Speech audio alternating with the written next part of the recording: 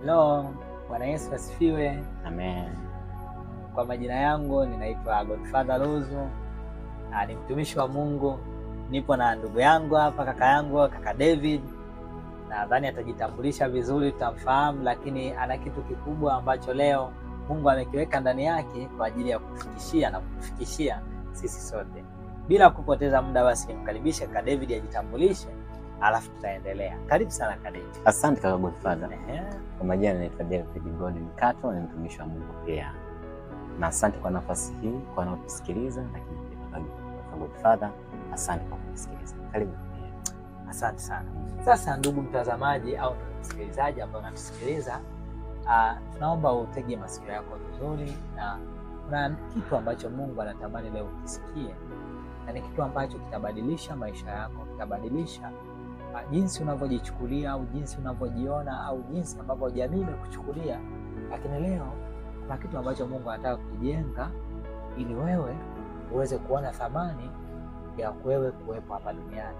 Basi bila kupoteza muda, nimkaribisha kaka David ili aendelee na kile ambacho ametuandalia siku ya leo. Karibu sana sana sana kaka David. Naam. Karibu sana. Asante kaka Godfather. Nimesikia kuna baraka ambayo umetuandalia hivi leo. Naamini kabisa hatutobaki kama tu. Ndio. Karibu sana. Kwa muda mchache nitapenda nianze kwa kusema kwamba kukosa sio kwa kufanya tendo, lakini kukosa ni asili ambayo iko ndani ya mwanadamu. Kwa nini nasema hivi? Kuna story moja, mwanamke mmoja ambaye alikamatwa na baadhi ya watu, na inasemekana wale watu walikuwa ni viongozi wa dini, watu wanaokwenda makanisani, watu wanaokwenda kuswali na sehemu zozote zile. Walimkamata yule mwanamke, alikuwa amekamatwa kwamba amezini. Walimkamata moja kwa moja, wakampeleka kwa mtu fulani ambaye pia wao kwa muamini mtu mkubwa, kwamba amhukumu kwa sababu mwanamke amekamatwa amezini. Na kulingana na taratibu za wakati ule na sehemu ile walikuwa wanaishi, walikuwa wamejitengenezea sheria. Cha kwanza, aliyekamatwa amezini lazima atengwe, lakini pia lazima ahukumiwe. Anahukumiwa kwa hukumu ipi? Lazima apigwe mawe mpaka afe. So wakamchukua moja kwa moja, wakampeleka mpaka kwa yule bwana. Walipofika kwa yule bwana, moja kwa moja hawakusikiliza chochote kile kutoka kwa yule bwana, lakini wakaanza kumhukumu mwanamke huyu. Amekamatwa mzima, mwanamke huyu amekamatwa mkosea, amekamatwa na watu fulani, na inasemekana ni kweli mzima. Yule bwana kwa upole aliokuwa nao na hekima aliyokuwa nayo, akauliza swali moja wale waliomleta, hivi katikati yenu ninyi, kwa sababu ninajua mmemleta ili apigwe mawe mpaka afe, kwa sababu ni hukumu, lakini katikati yenu ninyi ni nani kati yenu ambaye hajawahi kukosea? Ni nani ambaye hajawahi kufanya dhambi? Ikabidi kila mmoja wao arudi ndani ajitazame. Je, sijawahi kukosea japokuwa naenda kanisani? Je, sijawahi kukosea japokuwa nimeshika sheria? Wakaja kujijua ni wenye wao kwamba wote ni wakosaji. Kwa hiyo kwa sababu kila mmoja alijichunguza moyoni mwake akapata jawabu, ndivyo hivyo pia waliondoka kila mmoja kwenye ule umati kati ya wao, yule mwanamke pamoja na yule bwana waliokwenda kumoka. Kwa yule mwanamke akabaki peke yake, waliokwenda kumshtaki wameondoka, amebaki na yule bwana. Bado ndani ya moyo wake anajiuliza, kama nimeletwa mbele ya huyu mtu hata ni hukumu, na kama nimeletwa ndani ya mbele ya huyu mtu hata nitenga. Lakini yule bwana akamkaribisha yule mwanamke, akamwambia, mwanamke, ni kweli umekosea, lakini umesamehewa kabisa. Umesamehewa kabisa. Akamwambia umesamehewa kabisa. Na alimwambia katika lugha ya upendo sana kwamba umesamehewa kabisa. Na ikuishia tu hapo, akampa na amani ya Mungu, akamwambia nenda na usitende dhambi tena. Yule mwanamke aliondoka na furaha, Aliondoka na furahi. Aliletwa akiwa anasemwa, ameonewa, lakini aliondoka akiwa na furaha na amani, kwa sababu amepokea msamaha wa dhambi, lakini pia amepokea amani ya Mungu. I see. Amen. Kwa hiyo kutokea kwenye kutokufaa, thamani yake ya maisha yake haionekani, kwamba thamani yake sasa hivi itakiwa kufa. Lakini akakutana na huyo bwana ambaye akawaondoa wale washtaki wake wote, alafu akamuonyesha bado ana thamani ya kuendelea kuishi. Ana thamani kubwa sana ya kuendelea kuishi. Kwa hiyo japokuwa alikuwa ni mwenye dhambi, alikuwa ni muovu kiasi gani, lakini bado yule bwana akamuonyesha kwamba bado ana thamani ya kuishi hapa duniani. Ndio. Na akaondoka kwa furaha, na akawa huru kabisa. Sasa hivi hii inatufundisha nini? Au tu ni story ambayo imekuja umetuletea? Kaka Godfather na ndugu pia wanatusikiliza, ina fundisho kubwa sana kwenye maisha yetu. Tunachukua ni lugha ya picha ya mwanamke, lakini hiyo ni lugha ya picha kila mtu anaishi hapa duniani. Kila anaishi. Yes. Kwa sababu kila mtu anachangamana na mtu mwenzake, anaishi na mtu mwingine. Na kuna watu wanaotuzunguka ambao tunaamini wanakwenda kanisani, wanakwenda kufanya hichi na pale. Kwa hiyo mwanamke kukosea ni kama jinsi kila mmoja wetu jinsi anavyokosea. Na sio tu kuzini.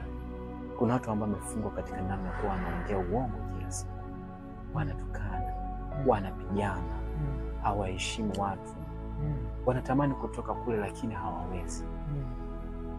Na watu wengine nafikia hatua ya kwenda kutafuta msaada wa karibu, labda kwa watu wanaokwenda kanisani, watu wa dini.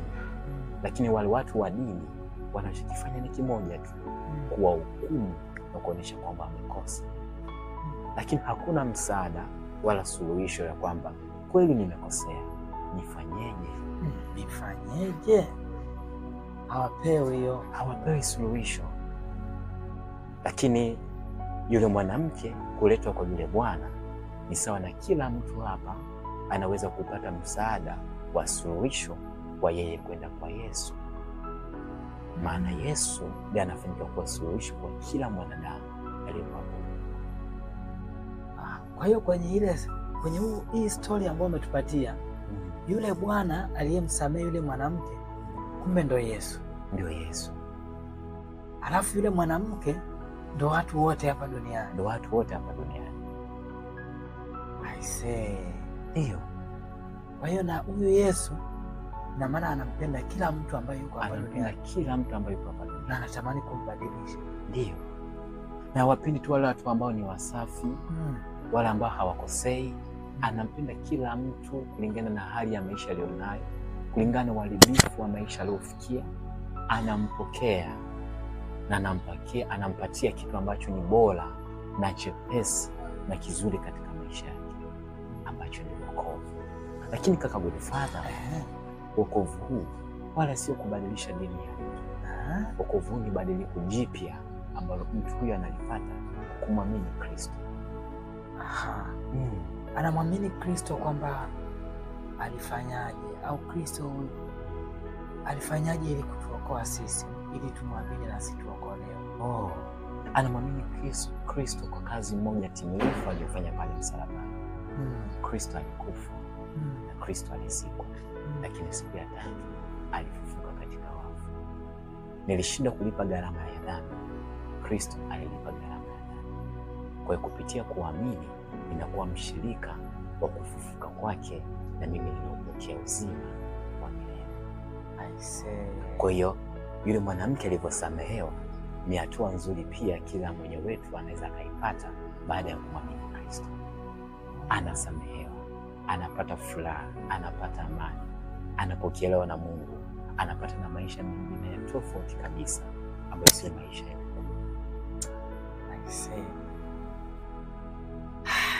Kwa hiyo kumbe sio kazi kubwa. Sio kazi. Basi kama ndo hivyo, ina maana mtu yoyote ambaye sasa hivi anahitaji kuokolewa na kubadilishwa maisha yake anaweza tu akabadilishwa sasa hivi. Haichukui muda wala haichukui siku. Inachohitaji tu ni kuamini kutoka ndani ya moyo. Na kama upo ndugu mtazamaji na msikilizaji, watu wa hii ambao umefikia ya kuamini kitu ambacho Kristo alikifanya msalabani kwa ajili yako, unaweza ukafuatana nami sala hii na kusali pamoja nao. Nakushukuru Mungu wangu, nakushukuru Mungu wangu kwa kuupenda ulimwengu, kwa kuupenda na kunipenda mimi, na kunipenda mimi, kwa sababu ulikufa kwa ajili yangu, kwa ajili yangu, ulizikwa kwa ajili yangu, na ulifufuka katika wafu kwa ajili yangu. Naamini na kukiri wewe ni Bwana na Mwokozi wa maisha yangu. Asante Yesu kwa upendo huu. Amen. Tunashukuru sana, karibu. Asante sana. Wewe ambaye umekuwa pamoja nasi na umetufuatilia toka mwanzo hadi mwisho na umefanya maamuzi ya kupokea huyu Yesu kwa Bwana na Mwokozi wa maisha yako, umefanywa kuwa kiumbe kipya, umefanywa kuwa mtoto wa Mungu na umeshaletwa kwenye ufalme wa Mungu. Kuanzia leo wewe sio mwenye dhambi tena. Kuanzia leo wewe sio tena mtu asiyefaa, lakini wewe ni mtu mwenye thamani. Wewe ni mtu ambaye Mungu ana makusudi na wewe, ana makusudi na maisha yako. Anatamani uishi sawasawa na yale makusudi ambayo Mungu alikuleta hapa duniani. Ili uishi, umeshapokea tayari uzima, umeshapokea maisha mapya ndani yako. Kwa hiyo, karibu kwenye familia ya Mungu. Mimi na kaka David tunakukaribisha sana kwenye familia ya Mungu, na kuanzia leo unaweza sasa ukaendelea kujifunza zaidi kumjua huyu Mungu ambaye umempokea kutokea kwa wana wa Mungu wengine, lakini pia unaweza ukatutafuta sisi kwenye mitandao yetu ya kijamii ukaweza kumjua huyu Yesu zaidi na zaidi, ili uishi sawasawa na mapenzi ya Mungu. Umebarikiwa sana sana sana. Kaka David, tunasemaje kwa wote wanaotuangalia? Yesu anakupenda sana sana. Amen.